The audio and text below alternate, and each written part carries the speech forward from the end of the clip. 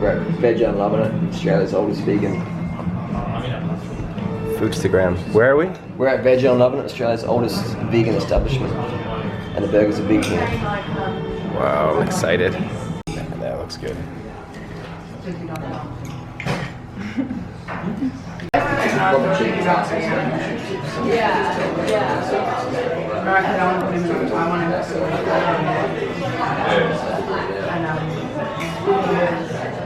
Maxim, what are you doing, man? Max got eight more. They're starving kids in Africa. Undercover.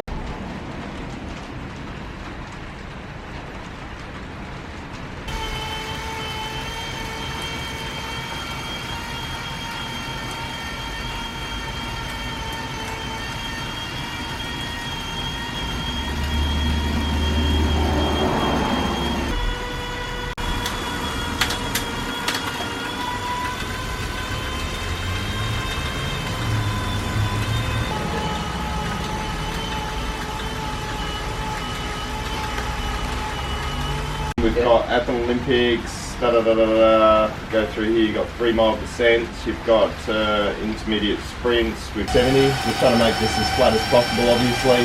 But it also shows you how much power you're putting out. So at the moment you're sitting at 250 odd watts.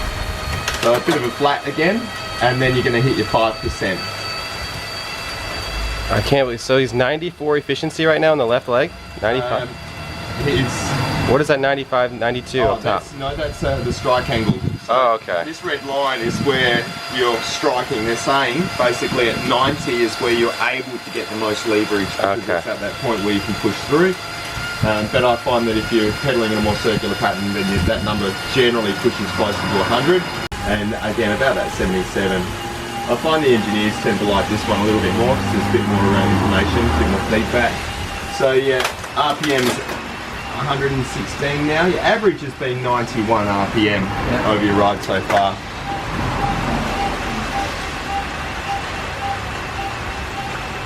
Well, it's uphill, down dale, right from the get-go, bang.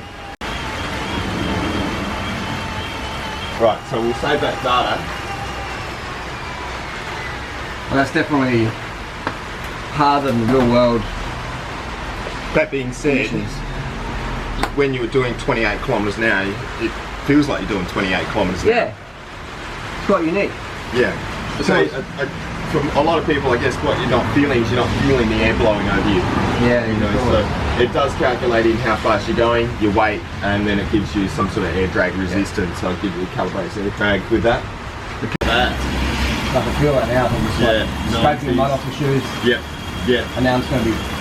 And then if you mash it, you'll see, look how much you've just dropped in the middle.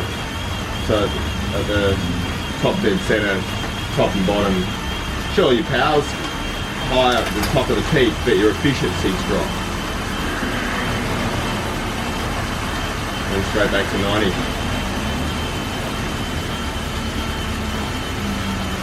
And then my 54-46, when I'm doing it right, and then kind of mash. When I mash, it tends to be more even. Yeah. Maybe that's just how it was rode so many years. Well, what actually happened to the wattage would be the interesting question. Here we go.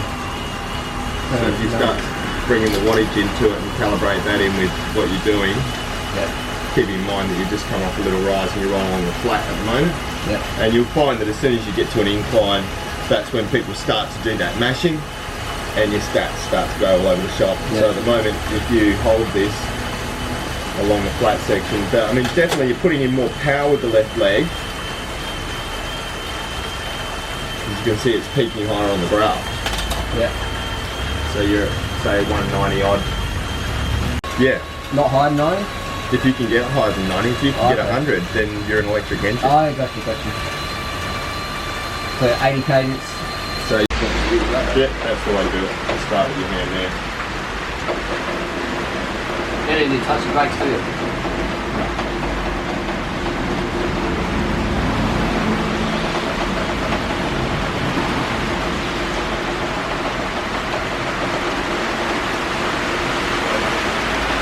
And you follow all there? Yes. Now what are we doing in this process?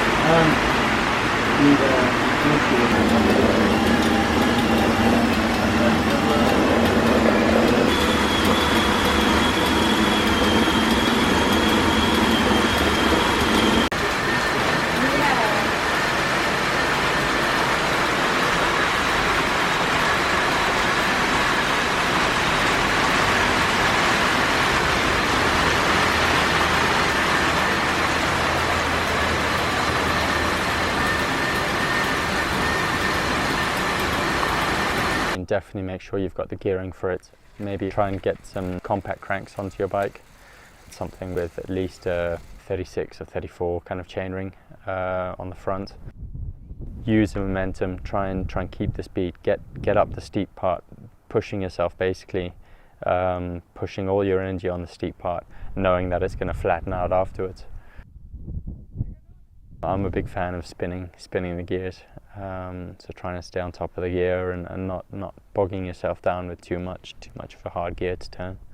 Il s'est écarté, Nivet, c'est parti. Oui, je l'avais bien senti comme tel. C'était calculé par mon Nico, je reviens vers vous tout à l'heure, mais là ça va faire des dégâts terribles. L'accélération de Froome et Nibali est en train de lâcher prise. Alberto Contador en danseuse dans un style bien différent. Voilà les deux grands favoris du prochain Tour de France qui sont là, qui sont déjà là et qui sont déjà en train de faire ce bras de fer que l'on attendait sur ce Dauphiné.